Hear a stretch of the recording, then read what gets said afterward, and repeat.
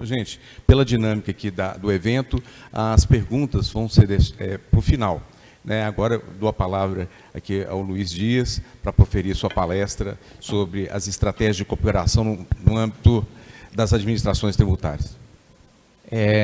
Bom, boa tarde a todos. Eu vou pedir licença para fazer a palestra daqui, porque eu acho que fica melhor com o retorno, como ele está localizado na minha frente aqui, e vou pedir essa licença. Bom, também queria já de antemão agradecer, né, o convite da AFENG e do Sindifisco, né, pela oportunidade de vir aqui conversar com os senhores sobre cooperação nas administrações tributárias, um tema que é extremamente caro para o INCAT, porque o INCAT, ao longo da sua existência, ele só trabalhou cooperação, né? Cooperação na sua forma mais verdadeira, porque o INCAT nunca teve ascendência, os colaboradores do INCAT nunca tiveram ascendência sobre ninguém. Então, cada estado realmente querendo contribuir para o melhor de todos os estados. Isso é o mais importante. Então, eu fico muito à vontade para falar sobre essa temática aqui com vocês. E, enfim, vamos lá. Tem passador? Aqui, obrigado. Tá, vamos lá. Bom, também não vou chover no molhado, mas eu acho que é um ponto de partida importante. Eu acho que é esse diagnóstico que é comum dessa situação caótica que é o nosso sistema tributário. Eu creio que é algo que envergonha o nosso país e afasta os investimentos externos, os investimentos internos. Então, é algo que é um consenso, né? Falar sobre o sistema mais complexo do mundo, os estudos revelam isso aí, essa carga tributária desequilibrada, uma fábrica de desigualdade, né? As empresas, determinadas empresas têm benefícios fiscais, outras não têm, aquelas que têm mais proximidade com o poder, com o governo, conseguem seus pleitos atendidos. Então, assim, uma situação de total desequilíbrio, né? Cumulativo, como a gente já sabe, que a gente aprendeu desde o início do fisco, que a alíquota não é a mesma coisa que carga tributária, né? E creio eu, até pelas experiências externas nos outros países que tiveram um processo de reforma tributária, isso será um choque no primeiro momento no cidadão, né? Que vai se assustar com alíquotas muito elevadas, porque ele não sabe quanto ele paga hoje. Isso não está claro e não está transparente. O nosso sistema desestimula, como eu disse, o investimento, né? Eu sei que é preocupante do ponto de vista pensar que nós vamos estar devolvendo uma montanha de crédito. E vai ser mesmo, vai ser mesmo. Estive há umas 3 semanas atrás no Chile, e para vocês não se assustarem, o Chile devolve algo em torno de 50% do que ele arrecada do IVA. É claro que o Chile é um país exportador, né? Vocacionado para as exportações do cobre e outros produtos, mas é um número que realmente não será um número irrelevante. Mas o que a gente faz hoje? A gente senta em cima do crédito do contribuinte. Eu já fui gestor de receita 2 vezes, e entre o aperto que se tem nas finanças estaduais e a demanda do contribuinte pela devolução do crédito, possivelmente vai pesar o aperto do Estado. E isso tem um efeito colateral, evidentemente, que é desfavorecer o ambiente de negócios, desestimular qualquer tipo de investimento. Ambiente de guerra fiscal, que é uma guerra fiscal, também não quero me alongar sobre isso, mas como vocês sabem, todo mundo perde, porque uma empresa, quando eu estive agora em Alagoas, uma empresa, ela estava no estado vizinho, e ela vai lá levar a empresa dela, ela pergunta: se você me oferecer condições melhores, eu venho para cá. E veja que eu não estou brigando nesse caso, eu não estou brigando com São Paulo, eu estou brigando com estados tão pobres quanto Alagoas. E isso vai gerar um ciclo vicioso, porque só vai reduzindo até com tendência a zero. E aí todo mundo perde nesse modelo. Então, a complexidade, os problemas, eu tentei sintetizar numa frase: a complexidade, os problemas do sistema tributário sobre o consumo destacam a urgência de uma reforma tributária abrangente. Eu acho que isso para todo mundo é chover no molhado, que visa simplificar, reduzir a cumulatividade e promover eficiência na arrecadação. Bom, como é que a gente pode cooperar? Eu acho que a gente vai ter ganhos de ter um tratamento uniforme. Veja, não dá mais para a gente ir lá, por exemplo, no CONFAS e discutir a obrigatoriedade da nota fiscal de energia elétrica, de comunicação. Aí vem um estado, vai falar assim, não, no meu estado isso não se aplica. Aí as empresas que estão sediadas em mais um estado, principalmente as grandes teles, vão ter que falar, não, eu tenho que ter uma nota diferente, em determinado estado eu vou continuar lá pelo convênio 115 e no outro estado eu vou entregar a nota fiscal eletrônica. Isso é muito ruim, gente, é muito ruim. E esse tratamento, tanto nas questões de tributação, as grandes empresas terem que aprender 27 legislações sem incluir os municípios, mais de 5 mil tantos municípios, é muito complicado. Então, eu acho que a gente tem condições de ter, a partir de uma aprovação de uma reforma, maior interoperabilidade entre os diversos sistemas. Eu acredito muito na possibilidade de integração desse legado, e vou falar isso durante toda a minha apresentação, no que a gente vem trabalhando para integrar e, de alguma forma, preservar todo o investimento que foi feito ao longo dos anos, inclusive o financiamento do BID, né, que foi citado aqui pelo secretário René. Partilhar mais ainda as boas práticas. Eu acho que a gente tem que sair desse ambiente de desconfiança. A gente tem um ambiente de desconfiança. Um estado não quer entregar as notas fiscais dele para o outro estado, não quer saber o que está acontecendo na vida dele, não quer que ele saiba dos benefícios fiscais. Isso em partes foi superado pela Lei Complementar 160, mas ainda assim me atrevo a dizer que não se tem uma transparência sobre benefícios, né? Cada um depositou do seu jeito, e isso não está muito claro. Como você tem dificuldade, mesmo nós que somos da administração tributária, temos dificuldade de identificar benefícios de outros estados. Então a gente tem que vencer isso aí para realmente trabalhar de uma forma transparente e de forma totalmente cooperativa. Trabalhar mais treinamentos, aí como a legislação uniforme, os treinamentos pode ser a nível nacional, essas capacitações não vão ter tantas nuances regionais e locais. Ampliar ainda mais a troca de informação, acho que com uma base, de alguma maneira, com essa troca intensa de informação, seja uma base centralizada ou distribuída, a gente vai poder trabalhar mais fortemente a gestão de riscos de conformidade. Eu vi isso no Chile, eles trabalhando muito fortemente os riscos, né? Eles têm as malhas fiscais, mas os riscos de conformidade são trabalhados com o uso intenso de tecnologias como Big Data e outras tecnologias para processar esse grande volume de informações que é extremamente desafiador. Então, também tem infraestruturas analíticas. Então, eu acho que a gente não tem que desprezar de maneira nenhuma os aspectos regionais, porém, estes terão que ser negociados nacionalmente, né? Eu não sei qual vai ser a governança, se o Conselho vai avançar, na proposta vai ter o Conselho, ou se não. Mas eu acho que isso, a partir de uma reforma, isso vai ter que ser negociado mais nacionalmente. Aí, lógico, tem que se estabelecer uma governança, como é que vai ser os critérios de votação. Eu deixo essa discussão para os secretários resolverem, a nível mais político. Ademais, né, teremos que mudar a mentalidade e passar a construir mais coisas conjuntamente. A gente faz isso no INCAT, mas a gente tem muita dificuldade. A gente tem dificuldade de alocar técnicos, né? Porque o Estado, lógico, vai priorizar suas soluções locais. Ele tem uma demanda ali para melhorar o sistema dele de arrecadação, o sistema de fiscalização, e ele vai, logicamente, priorizar. Mas a gente, dentro de um ambiente, novo ambiente de reforma, será possível a gente alocar melhor esses esforços. Então, a cooperação efetiva entre as administrações tributárias é fundamental para o sucesso de qualquer reforma. O INCAT, né, eu colocaria como um dos fóruns que reúne administradores de todo o país e técnicos muito competentes, desempenha um papel importante na facilitação dessa cooperação e na promoção de um ambiente tributário mais eficiente e eficaz para o Brasil.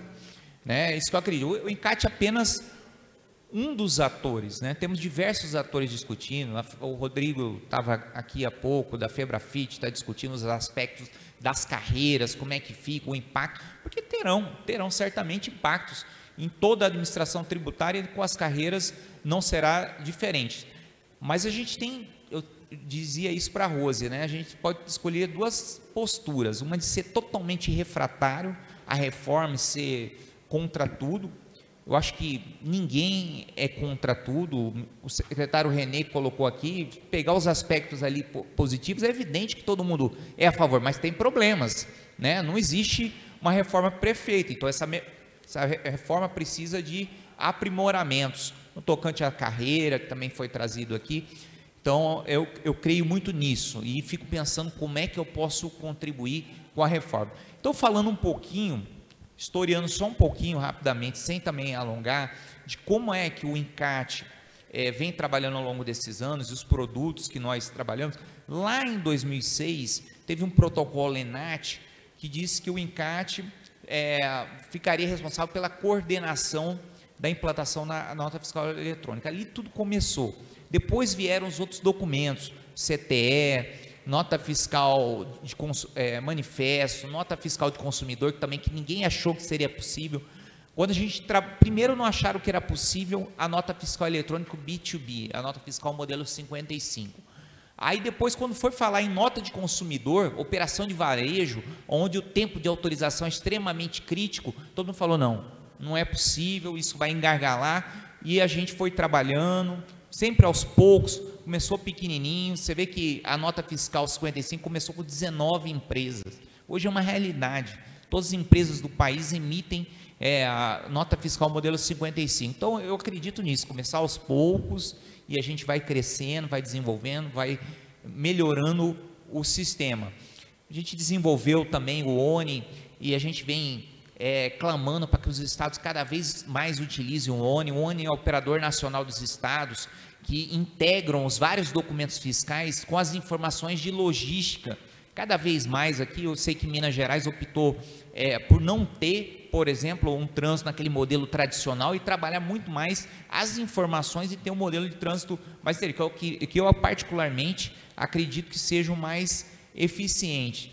Também, implantou o cadastro centralizado de contribuintes, enfim, bilhete de passagem, esse monte de documento, sistema de distribuição, foram construídos sistemas de distribuição para integrar esses novos documentos entre as unidades, diferentes unidades federadas, tá? As plataformas de recebíveis e o menor preço Brasil, que eu vou citar como benefícios para a população.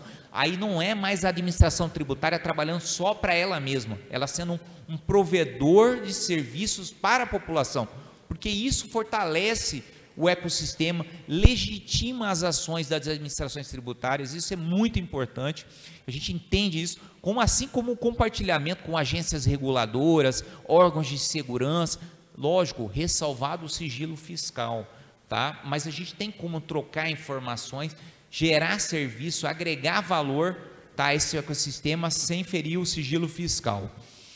Bom, e agora mais recentemente a gente está discutindo nota fiscal de energia elétrica, que está em implantação, e para o ano que vem nota fiscal de comunicação. A gente está até inclusive revendo esses calendários por conta dos impactos da reforma tributária, Isso, cada implantação do documento, migração de sistema, isso gera um ônus para os contribuintes. Então a gente tem que olhar isso com muito cuidado. Daqui 2 semanas a gente vai estar aqui em Belo Horizonte discutindo com a equipe técnica, a oportunidade, conveniência de colocar essa obrigatoriedade para o ano que vem. Depois será submetido, claro, ao fórum 2 secretários que vão decidir sobre essa matéria. O que é importante? Hoje a gente tem vários ambientes de autorização espalhados, e vocês conhecem o principal deles, que é o da Cefaz Virtual do Rio Grande do Sul. Eu sempre digo que essa Cefaz Virtual do Rio Grande do Sul, ela é o spin-off de um conselho ou de uma estrutura centralizada de autorização. Hoje, muitos estados, e tem 14 deles que autorizam todos os seus documentos no Rio Grande do Sul, tá? Eu vivi as duas experiências, no Amazonas com autorização própria e em Alagoas autorizando pelo programa. Para Alagoas, que é um estado pequeno, extremamente conveniente autorizar lá. Nunca tive problema de parada. Então, eu acho que isso é uma experiência exitosa. Os estados fazem um ressarcimento via um convênio e isso funciona muito bem. Eu acho que isso pode ser uma experiência levada caso se opte por um conselho federativo. Em termos de volumetria, tá? Esse ambiente centralizado do Rio Grande do Sul autoriza mais de 1 bilhão de documentos mês, tá? A gente já tem mais de 150 bilhões de documentos autorizados no Brasil. O volume é gigantesco. Quando juntar com os municípios, aí que vai explodir mesmo. É bem desafiador. E aí, só comentando, desses outros produtos que eu reforço, Isso a gente teve a oportunidade de apresentar lá no Senado, para mostrar que não é a administração tributária pela administração tributária. A gente também quer facilitar esse produto aí. Falava para o Eugênio, que é um produto fantástico, Minas Gerais aqui já implantou. Ela gera um sistema de autorização para plataformas móveis, só que qual é a grande sacada? O pequeno contribuinte, que é aquele de baixo risco fiscal, ele não tem que saber as N regras tributárias, tá? Saber preencher CFOP, tá? Situação tributária, tudo aquilo que complica a cabeça de um pequeno empresário. Isso fica tudo numa camada, tá? Que trabalha com inteligência fiscal, que preenche essas informações. Então ele tem que saber o quê? O que ele vai vender, para quem que ele vai vender. Eu não sei como é que eu estou de tempo aí. Estamos indo bem, né? 15 minutos, está tranquilo, então. Então toda essa camada de complexidade, ela é absorvida pelo fisco. Então o pequeno empresário, ele quer isso, ele quer saber qual é o valor do produto que ele está vendendo, né? Qual é o número de parcelas, as condições de pagamento, basicamente quem é o cliente dele, é isso. E a nota fiscal fácil faz isso, Eugênio. E isso é uma solução, inclusive, que a gente pode aportar já no novo modelo de documento, novo ambiente, vamos falar assim, de IBS, tá?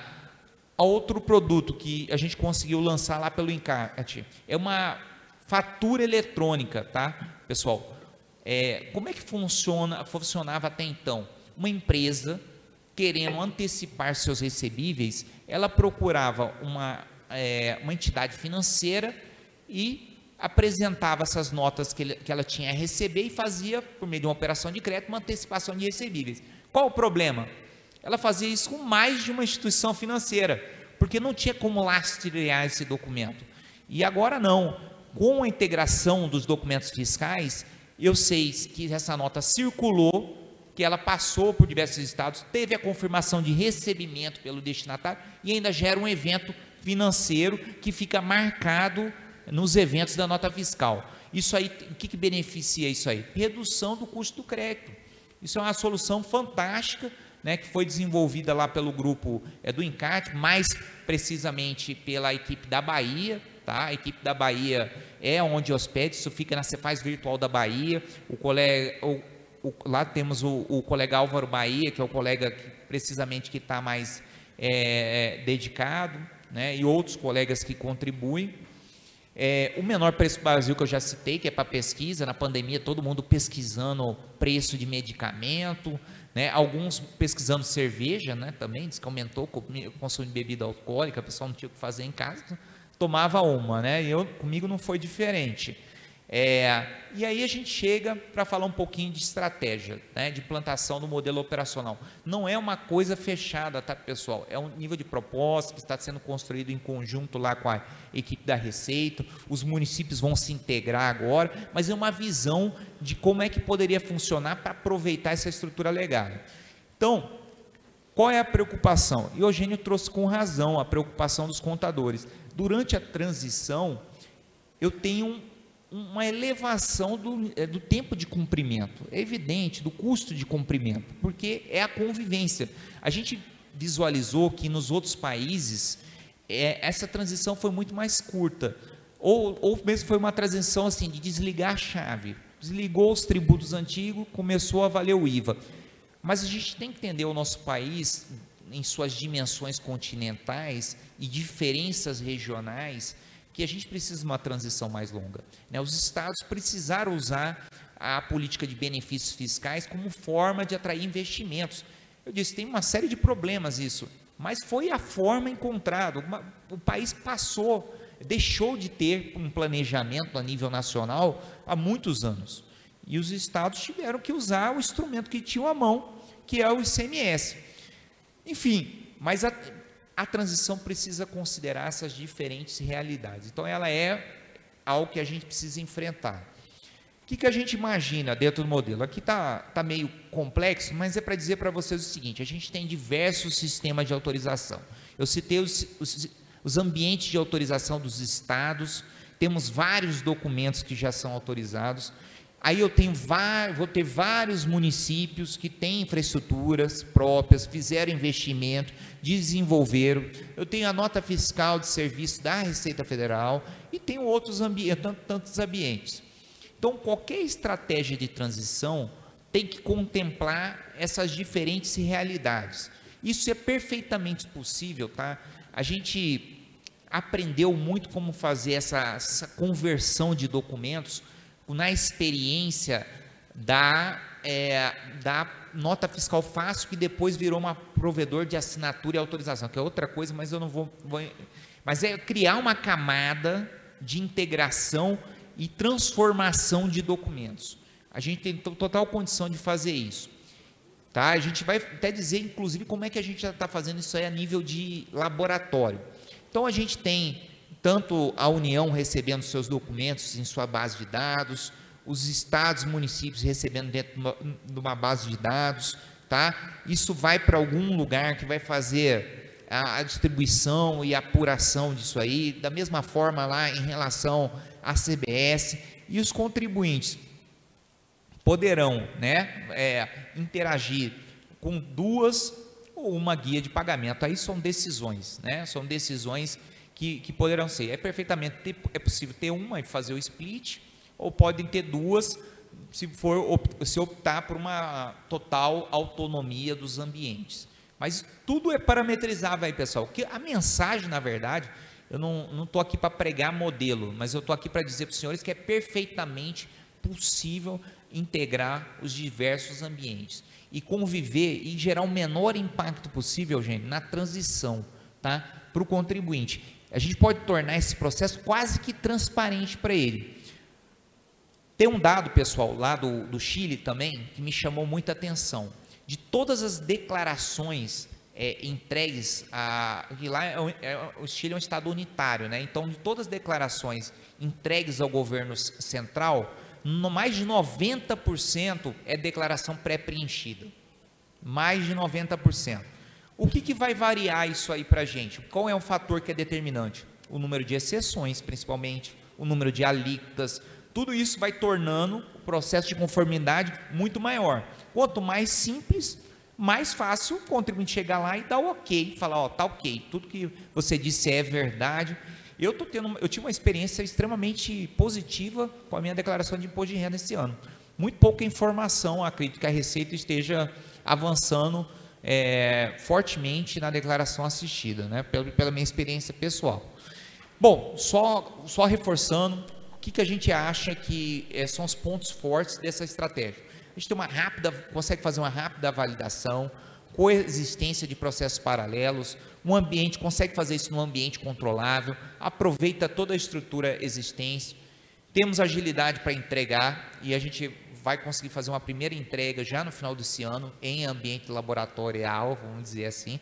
Manutenção dos processos e integrações existentes, como eu disse, temos integração com diversos órgãos, ANP, ANTT, órgãos de segurança pública, então a gente vai conseguir manter essas integrações, redução de custo, convivência desses documentos, a gente pode criar um template comum para poder comunicar, né? Eu vou ter que definir conjunto com os municípios e com a Receita, um conjunto mínimo de informações para esse template, uma nova versão. A gente faz isso, conviver com várias versões. Fizemos agora na monofasia, né, Ricardo?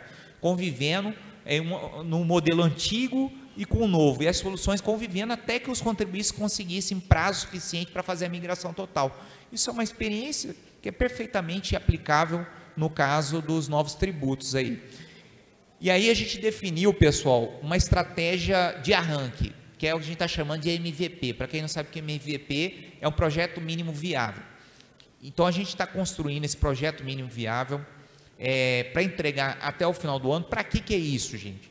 É para validar as premissas. Eu como tenho minha origem na tecnologia, e apesar de não me considerar mais da tecnologia, há muito tempo trabalhando em administração tributária e não na tecnologia efetivamente, é importante a gente testar alguns conceitos que a gente está definindo, que isso possa ajudar a contribuir com a discussão da lei complementar, né? Será que funciona? Como é que se dá essa questão do split aí? A gente está conversando com o Banco Central, né? O Banco Central, por exemplo, já disse, falou, ó, não dá para fazer por dentro do Pix. A gente tem que pensar numa camada que vai integrar com uma conta bancária de transição e criar um padrão para o documento conversar com o meio de pagamento, fazer uma marcação lá. E isso que a gente começou a conversar, muito preliminar ainda, mas no MVP a gente consegue implementar uma estrutura mínima, tá?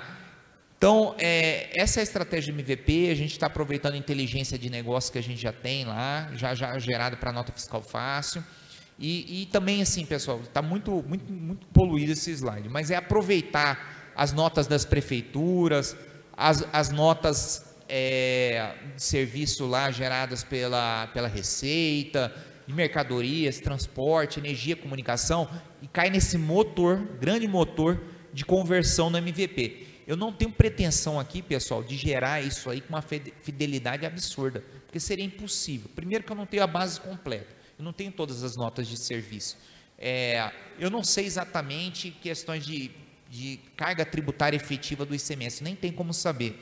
Mas aqui a gente vai gerar um modelo que já vai gerar uma notinha lá, CBS e IBS, para teste, e aí eu vou já simular o ambiente de apuração assistida, apuração pelo contribuinte, pagamento, né, distribuição dos recursos, o split. A gente começa a testar isso aí em nível de MVP, não é o sistema definitivo. O sistema definitivo, aliás, ele pode mudar bastante, do MVP para o sistema definitivo, isso pode mudar. Isso aí são processos ágeis que as organizações utilizam hoje em dia, né, especialmente organizações de tecnologia, mas as secretarias de fazenda já vêm utilizando amplamente processos ágeis.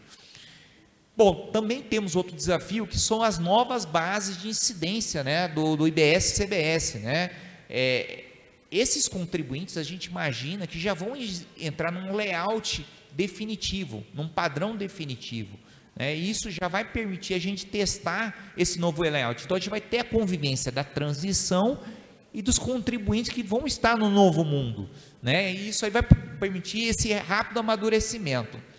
Pessoal, para parte final, como é que eu estou de tempo aí? Só falar um pouquinho de mudança cultural, tá? E rapidamente. A mudança cultural, pessoal, decorre de uma reforma significativa. Então, ela é inexorável, a reforma tributária. Como é uma mudança ampla, a gente vai ter que mudar a nossa forma de atuação. Ela vai abranger vários aspectos de interação entre os auditores, contribuintes e administrações tributárias. Muita coisa a gente já está fazendo, né? A gente já vê muito o fisco trabalhando de forma mais cooperativa do que uma forma, diria, uma forma concorrente com os contribuintes, né? Adversária com os contribuintes. Mas eu acho que essas mudanças vão ter que ser aceleradas por conta da reforma. Então, ter uma abordagem muito mais colaborativa, melhor o diálogo, pensar em construção de soluções conjuntas. É muito ruim quando a gente constrói, apresenta o prato pronto para o contribuinte fala assim, meu Deus, isso aqui vai acabar com o meu negócio. Não que a gente vai se submeter a todas as vontades, mas a gente precisa ouvir o outro lado, quem está do outro lado do balcão. ênfase maior na orientação do que a gente focar nas autuações, resoluções de conflitos alternativas, né? A gente pode pensar em câmaras de conciliação e outros meios alternativos de resolução de conflito, prevenção da evasão, aí a gente trabalhar mais a prevenção, né, da evasão, não tanto correr atrás depois, trabalhar mais real time, com equipes dedicadas. Acho que Minas aqui é um case bem interessante, tem um bom nível, como foi citado, um nível de excelência e maturidade da sua fiscalização. Muitas vezes eu me recorri às boas práticas aqui de Minas para inspirar e aplicar em outros estados, mas eu acho que a gente tem sim, a gente tem que pensar que a gente tem um caminho ainda a evoluir. Então a gente tem que fazer uma capacitação tecnológica, o perfil do auditor, ele tem que passar a ter essa preocupação, como trabalhar, não digo tanto talvez, a gente precisa ser programador, talvez não, mas a gente precisa conhecer as tecnologias para saber demandar, a gente precisa, mas os novos auditores precisam entrar com conhecimento de ciências de dados, entender as novas tecnologias cada vez mais. Isso é uma necessidade imediata, eu diria.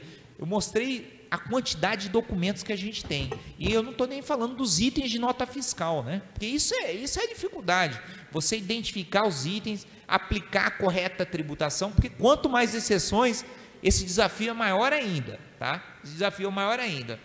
Então, quanto mais simples, a gente não tem. Lá no Chile, só para citar de novo o exemplo do Chile, eu acho coisas interessantes, nem tudo são flores, mas o que é interessante? No caso da boleta, que é o cupom fiscal dele, o comprovante do cartão já substitui a boleta, não precisa ter nota fiscal de consumidor lá, mas para ele é muito simples, não tem exceção nenhuma, ele aplica uma alíquota sobre o valor da operação, base ampla, né? O Rio Grande do Sul está com uma iniciativa agora, mas o Rio Grande do Sul tem o contribuinte pergunta, e quando for serviço, como é que faz? Aí o Rio Grande do Sul está tendo uma solução de alternativa, não é a solução ideal, mas quando a gente fala de base ampla, é muito simples, cobras, e sem exceções, claro, cobras sobre o valor total da operação. Então a gente tem que pensar nessa coisa, trabalhar mais a educação fiscal, a gente tem que trabalhar fortemente a comunicação, um minuto para concluir, fortemente essa comunicação, sob pena de condenarmos mais uma iniciativa de reforma, porque não adianta nada a gente passar por essa via crucis no Congresso Nacional e a população, né, os nossos contribuintes e a população em geral condenar e achar que teve um aumento absurdo de carga tributária. Então a gente tem que trabalhar muito bem a comunicação, educação fiscal, da importância de se pagar os tributos para manter a atividade do Estado, realizar suas políticas sociais, e cada vez mais, né, os municípios estão cada vez mais exigidos, os estados também, os desafios com pisos nacionais que você citou, piso de enfermagem, piso de professor, isso realmente é um desafio para os nossos secretários de Fazenda e Finanças, é um grande desafio, mas trabalhar a educação fiscal, que é a conscientização da importância do tributo. No tempo, muito obrigado a todos e fico aqui para tirar as dúvidas dos senhores.